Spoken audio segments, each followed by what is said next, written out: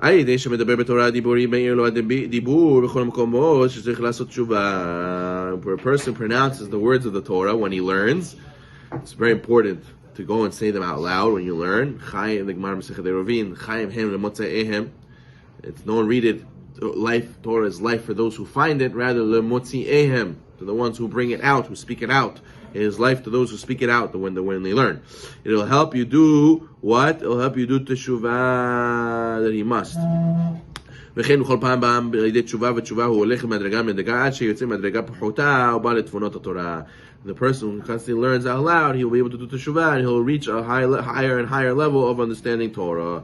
על ידי שיהיה נזהר נשמר, שיהיה כבוד השם יתברך בשלמות. The person has to make sure to honor Hashem completely. A person should say, my honor versus Hashem honor. Hashem's honor is everything. My honor is nothing. What I want to do versus what Hashem wants to do. I should definitely do what Hashem wants to do. A person has to have swallow his pride. What I want, what Hashem wants. He always has a good prevalence to give preference to what Hashem wants. He says, he says, so a person has to work on his pride and his ga'ava, and not, God forbid, to put himself over other people or do things for ulterior motives. And ga'ava comes from where? He says a person has to do shmirat abrit, guarding his brit. What does it mean to guard your brit? It means not to do immorality, the actual act. It means not even to look at immorality, and it even means to when a person is dealing with matters that involves his wife and all these issues, to be do according to halakha. There's a lot of halachot in these areas, and a person has to do it according to halakha. So therefore, that's all under the wing of shmirat habrit. Geut hi bechinat avodah zarah ve'edizeh en lo kli dibur ledaber mahem diburim me'im ve'en yachol liftoach pe. So he says, ga'ava is a sort is equal to what's called avodah zarah, and because of a pride that a person has, or ga'ava the person has, he feels he has a what's the word when a person has a ga'ava in Russian? Bodigi. When a person is bodigi, he says then his words that he says and the Torah learning he has is going to affect him, and it's not going to give him the same koach of spirituality that he usually does. He says, Shegam Torah atzman nitgashem nitchashech. He says the Torah itself becomes physical and darkened from his mouth, and he says Rahman al-Islam. So therefore he says that ga'ava, haughtiness, and immorality are tied together. A person has to work on both. He says Ikar merut tirduta parnasa v'geto hiyadei pagam habrit. He says also one of the bitternesses of not guarding the brit is that a person will have a hard time making a living. Parnasa is connected directly to guarding your brit.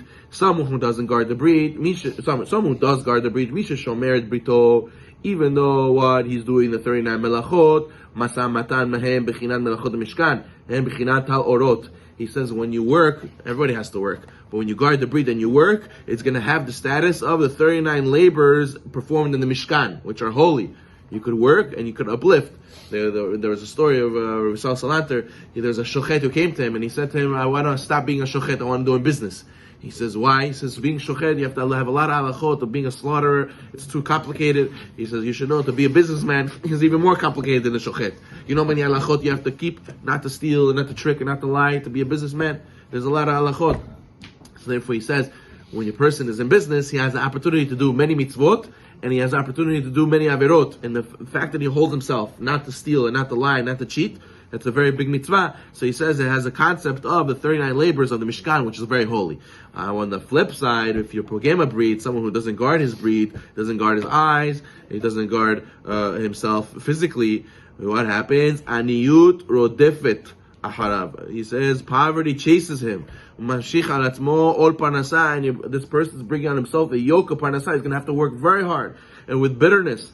B'mechinat lametet malkut. God forbid. He says now in the 39 labors that you do, it's not going to be 39 labors in the Mishkan. It's going to be 39 labors corresponding to the 39 lashes. It's going to be difficult through suffering. So therefore a person has to guard his breed in order to be able to tap into the power of the wonderful parnasah that Hashem can send him. And through this he will have less gava, and through this he'll be able to have that the Torah speaks to him.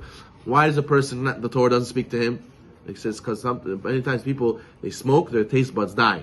right? They can't taste the food. They have to put so much salt. But the food tastes good. Don't put salt. No, I don't taste it. Same thing spiritually. If you kill your spiritual taste buds by looking at immoral things and by not guarding your eyes and not guarding the breath, then the Torah is not going to speak to you 100% as it used to, because the spiritual aspect is not connecting with the taste buds. So therefore, we should also to guard the breath and taste the sweetness of